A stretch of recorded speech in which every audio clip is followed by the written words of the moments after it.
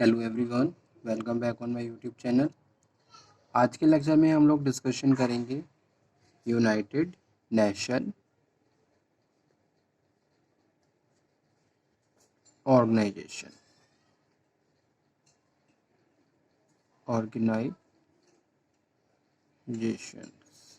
ठीक है, इसको शॉर्ट में यूएन भी बोलते हैं, जैसा कि हमें पता ही है इसके बारे में।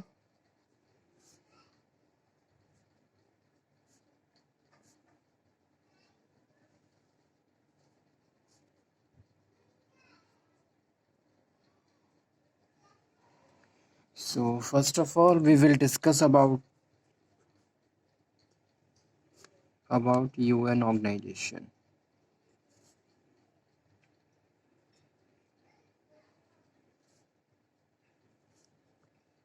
UN is an intergovernmental organization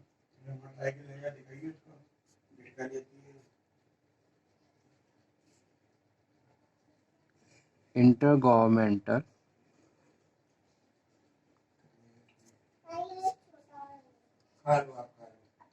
organization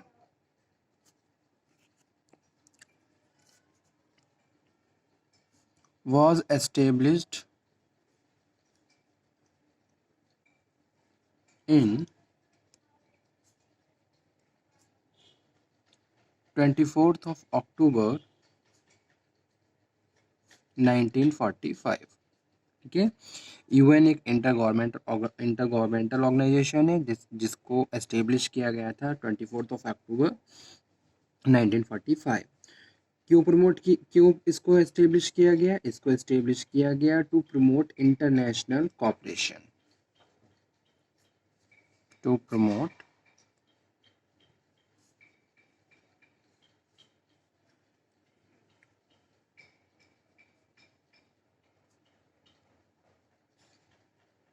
international cooperation. ठीक है, यूएन का क्या काम है? यूएन का काम है इंटरनेशनल, ग्लोबल लेवल, मतलब ये ग्लोबली कॉपरेशंस को प्रमोट करना। यानी कि जितनी भी इसके मेंबर कंट्रीज हैं उनमें आपस में कॉपरेशन होना चाहिए, सपोर्टिवनेस होनी चाहिए एक दूसरों के लिए। ठीक है, ताकि वो बेटर तरीके से अपनी कंट्री में इकोनॉमिक ग्रो और डेवलप कर सके। जैसा कि हमें पता है हर कंट्री क्या है, अपने इंटरनेशनल फॉरेन ट्रेड के लिए दूसरी कंट्री के साथ कनेक्ट होती है। तो जब तक हमारे पॉलिटिकल रिलेशन हेल्दी नहीं होंगे, ठीक है, कंट्रीज़ में आपस में पीस नहीं होगी, कॉपरेशन नहीं होगा, तब तक इंटरनेशनल बिजनेस प्रॉपरली प्रोसीड नहीं हो सकता। तो इसके लिए आपको क्या करना पड़ेगा? आपको एक तरीके से कोऑपरेटिव और पॉलिटिकल रिलेशंस को हेल्दी करना होगा। ठीक है, तो आइए, जो यूएन है वो यही काम कर रहा है। UN promote the international cooperations so that country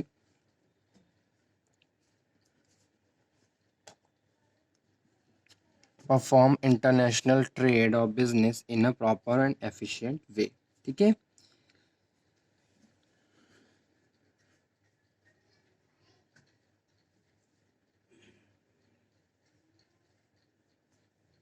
अब इसकी थोड़ी हिस्ट्री के बारे में डिस्कशन कर लेते हैं। A replacement for the ineffective League of Nations, the organization was created uh, World War to prevent another such conflict. Okay, so at its founding, जब इसकी फाउंडिंग हुई,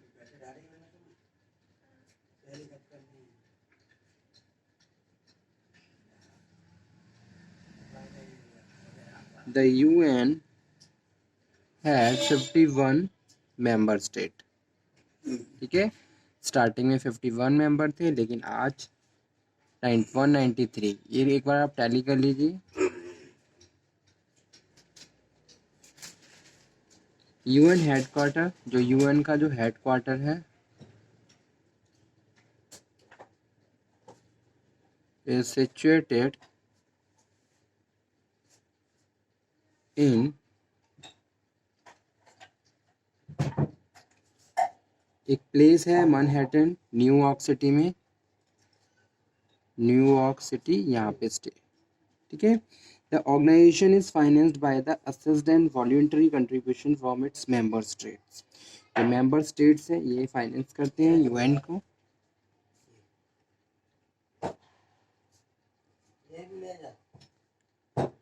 The organization is financed by assessed and voluntary contribution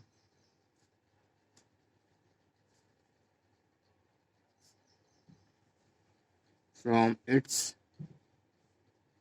member states. और UN work in affiliation, ये main point में लिख रहा हूँ, आप भी इसे नोट डाउन कर लीजिए. With 6 ऑफिशियल लैंग्वेज, जो कि है Arabic, Chinese, English, French, Russian and Spanish.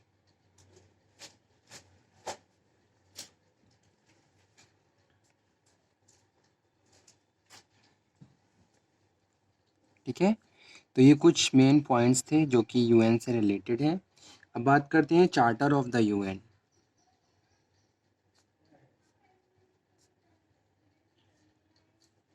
United Nations charter is treaty that forms and establishes the international organization called the United Nations.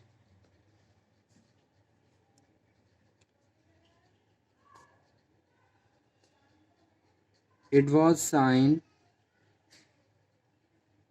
on 26th of June 1945 in San Francisco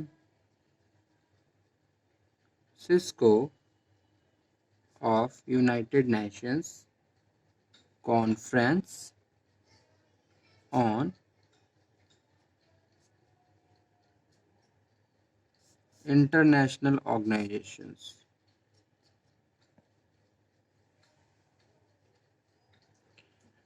And came into force 24th of October 1945. Thus purpose, अब इसके कौन कौन से main purpose है? To take effective collective measure, to take effective collective measure for prevention and removal of threat to peace. ठीक है, सबसे पहला पर्पस कि भी to take effective collective measures, collectively effective measures लिए जा सके. अगर किसी भी कंट्री में कोई प्रॉब्लम चल रही है, कोई भी प्रॉब्लम है, जैसे कि प्रॉब्लम रिलेटेड है सिक्योरिटी, तो आपस में पहले क्या होती है, एक इंटरनेशनल कॉन्फ्रेंस होती है. कॉन्फ्रेंस में मेंबर कंट्रीज पार्टिसिपेट करते हैं और जो भी उनके इश्यूज होते हैं related to the security and the other issues, वो आपस में डिस्कशन करते हैं. और उसके बाद फाइनली डिस्कशन करने के बाद एक म्यूचुअल कंसेंट के साथ एक पर्टिकुलर पॉइंट पे डिसीजन मेकिंग की जाती है और कलेक्टिव मेजर्स लिए जाते हैं. ठीक है, तो यही काम है. फर्स्ट पर्पस है to take effective collective measures for the prevention and removal of threat, ताकि जो रिमूव थ्रेट्स हैं, जो भी प्रॉब्लम्स हैं, उनको हम रोक सकें, उनको प्रिवेंट कर सकें. सेकंड है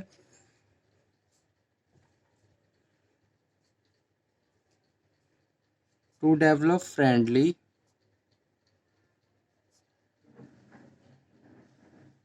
relation among nations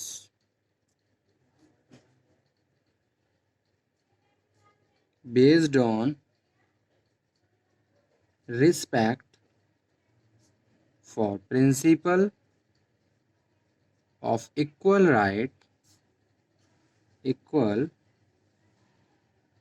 rights and self-determination of people to achieve international cooperation in solving international problems of economic, social, and cultural character, and in promoting and encouraging respect of human rights and fundamental freedoms for the all without difference to phrase, language और religions.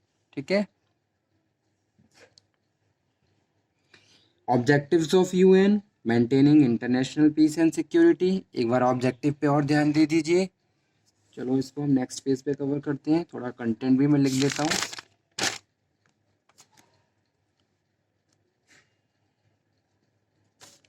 ठीक है.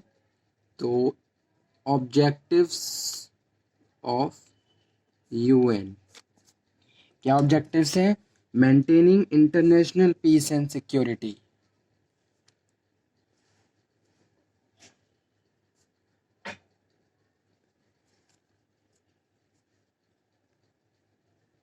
International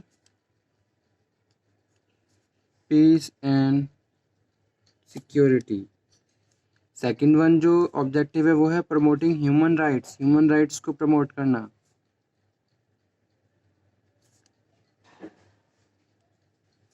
maintaining international peace and security यानी कि global level पे peace maintain हो और security रहे. ठीक है. ह्यूमन राइट्स को प्रमोट करना.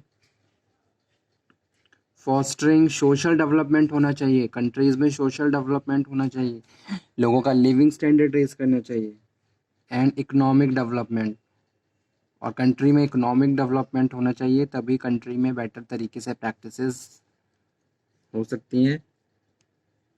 और डेवलप फ्रेंडली यानी कि वर्ल्ड लेवल पे बात कर रहे हैं, ग्लोबली बात कर रहे हैं. इंटरनेशनल रिलेशन, जितनी भी मेंबर कंट्रीज़ हैं उनका आपस में फ्रेंडली इंटरनेशनल रिलेशंस होने चाहिए अमंग वर्ल्ड नेशंस. यहाँ पे हम किसकी बात कर रहे हैं? यहाँ पे हम किसी पर्टिकुलर 2 कंट्रीज़ की बात नहीं कर रहे हैं, हम वर्ल्ड नेशंस की बात कर रहे हैं. और जितने ज़्यादा फ्रेंडली और हेल्दी रिलेशन रहेंगे उतनी ही ज़्यादा बेटर तरीके से वर्ल्ड पीस और सिक्योरिटी मेंटेन हो सकती है. ठीक है.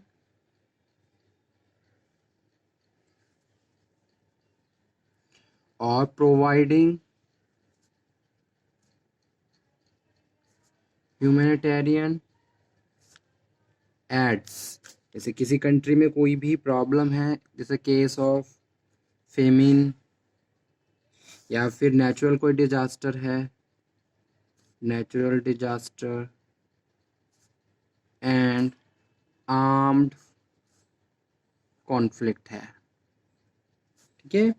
Solving international problem of any nature, economic, cultural और सोशल.